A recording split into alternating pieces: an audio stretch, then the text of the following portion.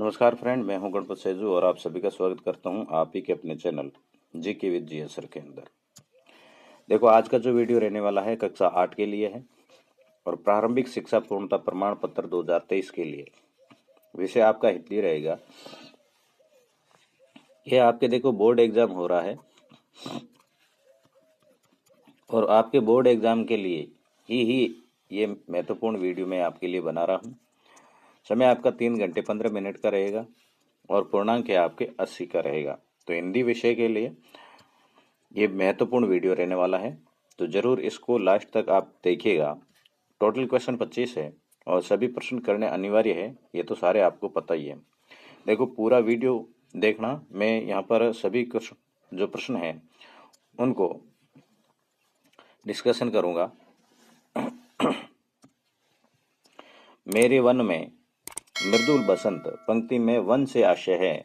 यहाँ पर जो आपके ये लेसन है, मेरे वन में मृदुल बसंत करके कुछ, तो उसके अंदर यहाँ आपके दे रखा है मेरे वन में। तो यहाँ वन का अर्थ क्या है ये आपको बताना है। तो वन का अर्थ है जीवन। क्या है? जीवन। तो आपको आगे कोष्टक दे रखा है, उसके अंदर ए भरना है। अगला क्वेश्चन है कि पांखो शब्द का अर्थ है पांखो। पांखो का अर्थ क्या है? तो पांखों का अर्थ है पंख, है ना, पंखों। क्योंकि बहुवचन है तो बहुवचन ही आपको यहां पर लेना है।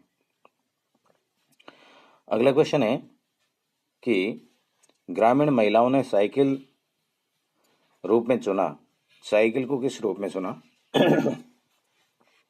जो ग्रामीण महिलाओं ने साइकिल को स्वाधीनता, आजादी और गतिशीलता के प्रतीक के रूप में चुना।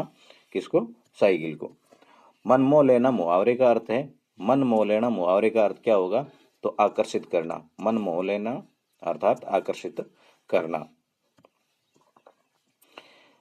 फिर है आपके कि पहली बोलती फिल्म के निर्देशक थे। पहली बोलती फिल्म है उसके निर्देशक कौन थे? तो एम ईरानी थे। कौन थे? एम ईरानी। द्विज शब्द का अर्थ है। द्विज शब्द का अर्थ क्या है? तो द्विज का अर्थ क्या होगा? देखो, द्विज का अर्थ है दो बार जन्मा हुआ। तो द्विज का आपके दूसरा यदि आता है, जैसे दांत है, ये भी द्विज का अर्थ है। और ब्राह्मण तो आपके आ गया है।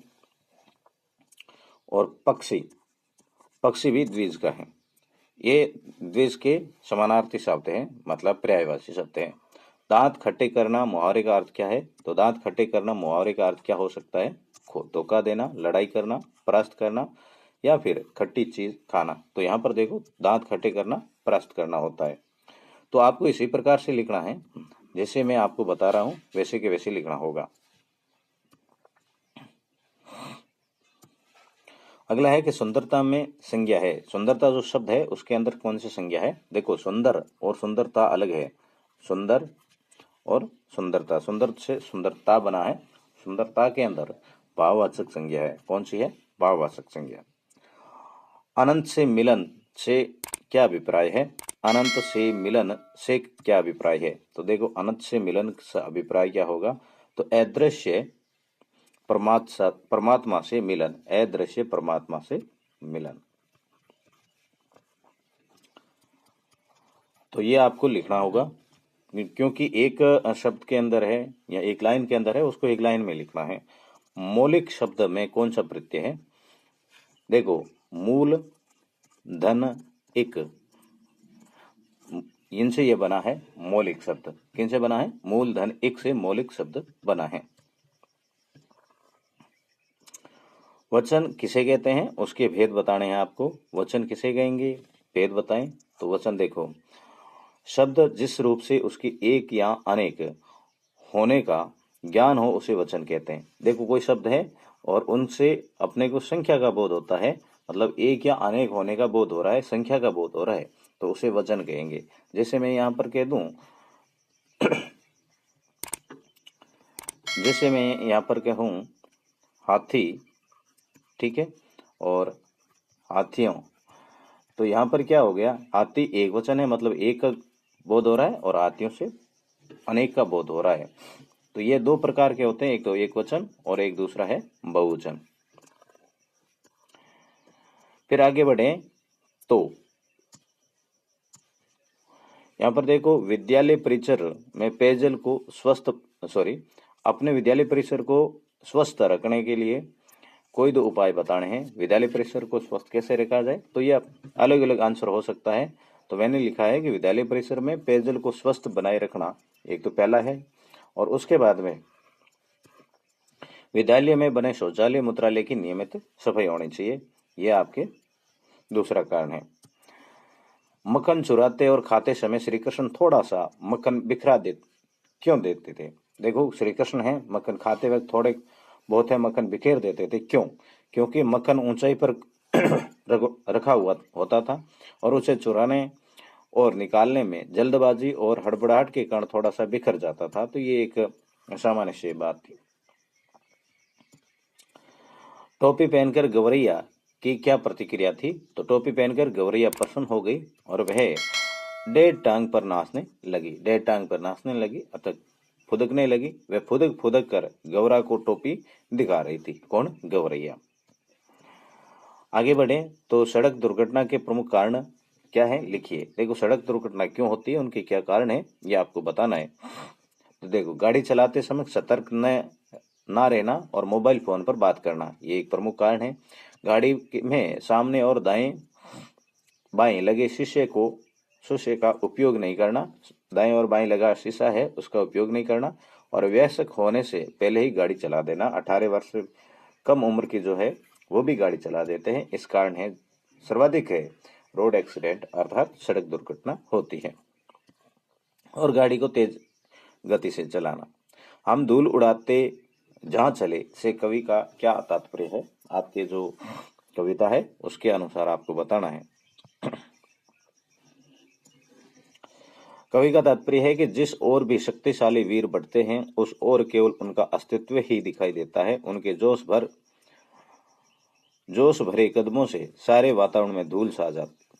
ठीक है, तो यह है धूल उड़ाते जहां चले। कविता के अनुसार कवि का तात्पर्य है धूल उड़ाते जहां चले का अर्थ है कि जहां पर भी बलिदानी होते हैं वो अपनी अस्तित्व दिखाई देते हैं और जोश भरे कदमों से सारे वातावरण को में धूल सा जाती है, मतलब जोश की। निम्नलिखित शब्दों की तीन तीन पर्यायवाची शब्द लिखने हैं। तो यहाँ पर आपके देखो तीन तीन पर्यायवाची शब्द, तो अग्नि, चंद्रमा, मनुष्य और पक्षी के लिखने हैं। तो पक्षी के तो मैंने अभी बताए भी थे, फिर भी देखो। अग्नि का है आग, अनल, पावक। चंद्रमा का शशि, सोम, सुधाकर। मनुष्य का नर, मानव, आदमी। पक्षी का खग, द्विग, पखेरु।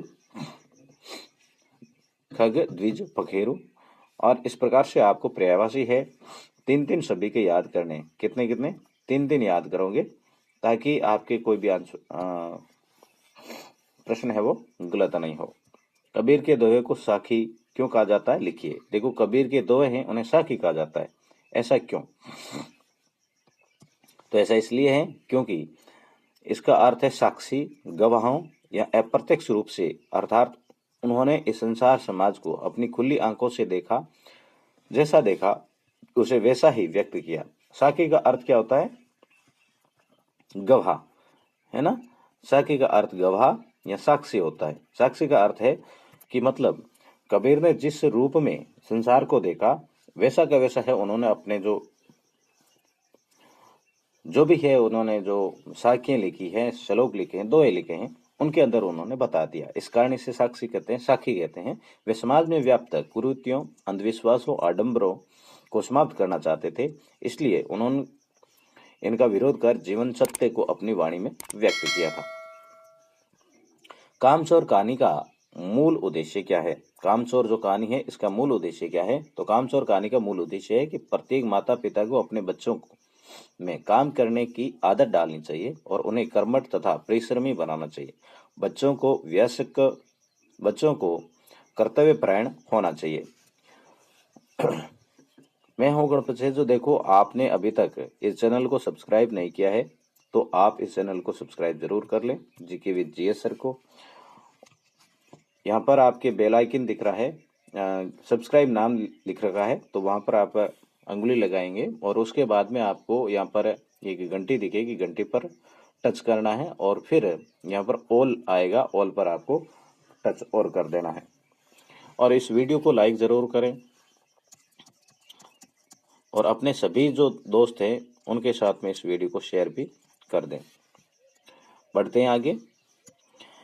बिलवासी जी ने रुपयों का प्रबंध कहाँ से किया था? लिखिए, बिलवासी जी है, उनके द्वारा रुपयों का प्रबंध कहाँ से किया गया, ये आपको लिखना है। बिलवासी जी ने रुपयों का प्रबंध अपनी पत्नी का संदूक छुपाकर खोल दिया था। उन्होंने यह काम इतनी सफाई से किया कि उसकी पत्नी को इसकी भनक भी नहीं लग पाई थी। ओके, तो स्वच्छता के लिए विद्यार्थियों को क्या क्या प्रयास करना चाहिए? स्वच्छता के लिए विद्यार्थियों को क्या क्या प्रयास करने चाहिए? शौच के उपरांत हाथों को, अरे यार यहाँ पर ये लिखना पड़ेगा, शौच के उपरांत हाथों को साबुन से धोएं, अपने नाखून को काटे जिससे उनमें गंदगी ना रहे, हमेशा खाना खाने से पहले हाथ को धो लेना चाहिए, रोजाना स्नान करना चाहिए। ठीक है, तो ये स्वच्छता से संबंधित है, तो ये आप लिख सकते थे।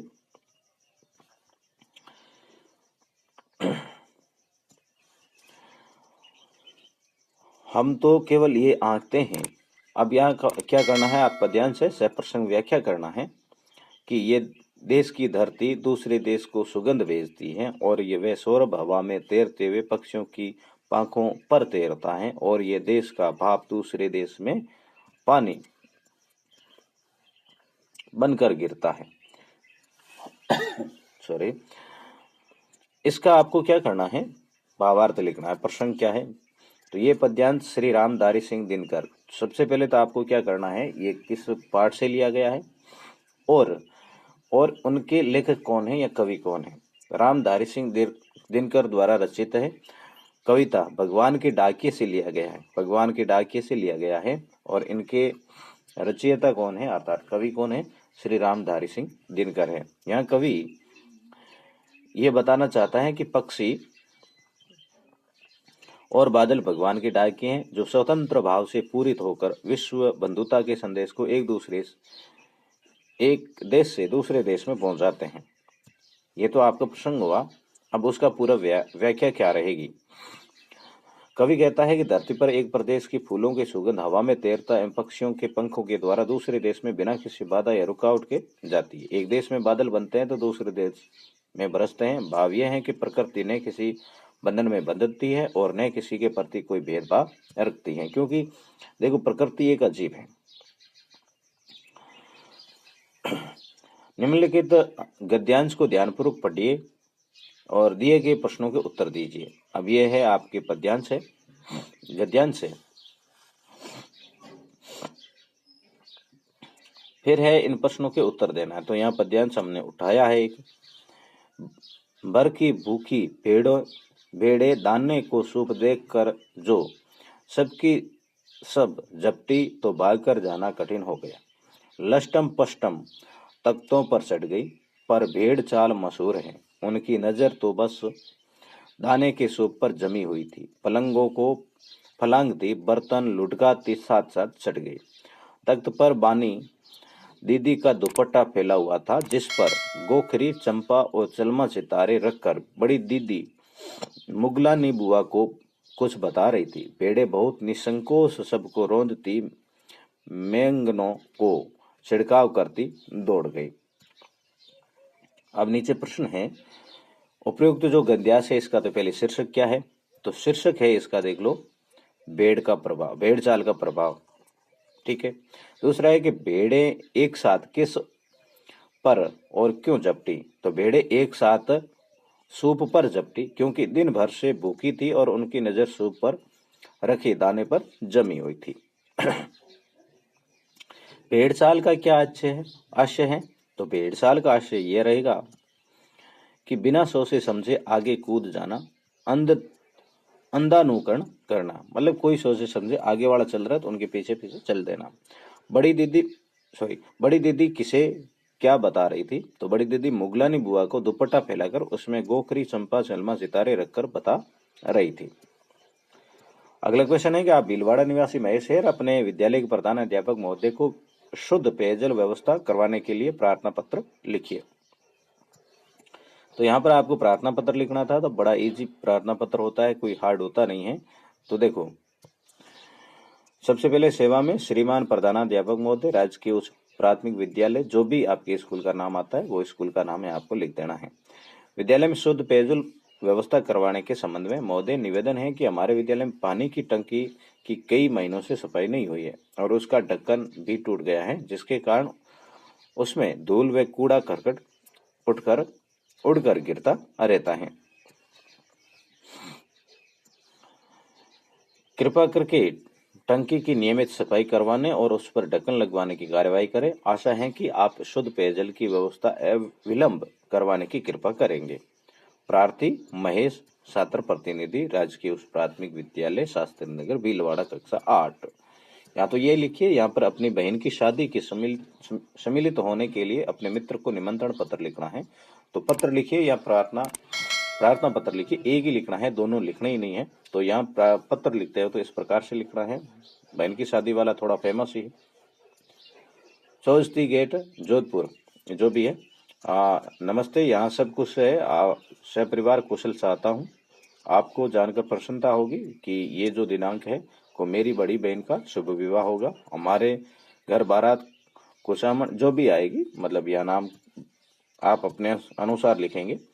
और इस शुभ अवसर पर मैं आपको भी आमंत्रित करता हूँ। मुझे आशा है कि आप मेरा निमंत्रण अवश्य स्वीकार करेंगे तथा विवाह में सम्मिलित होकर हमें कृतार्थ करेंगे। आपका दर्शनाभिलाषी सनई मित्र सुरेंद्र।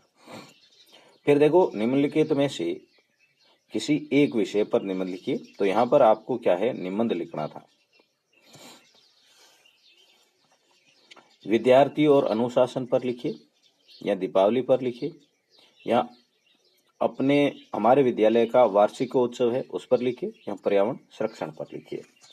तो किसी पे भी एक पे लिखना है। ये आपके 4 तरीके हैं। तो ये आपके 25 क्वेश्चन हो गए टोटल। ये आप खुद ही लिख लीजिएगा।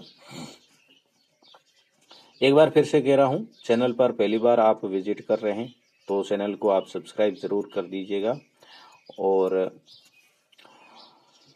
अपने सभी दोस्तों के साथ में इसको शेयर पर भी कीजिएगा। वीडियो को लाइक नहीं किया है तो लाइक कर दीजिएगा। मिलेंगे नेक्स्ट वीडियो में, तब तक के लिए जय हिंद, वंदे मातरम।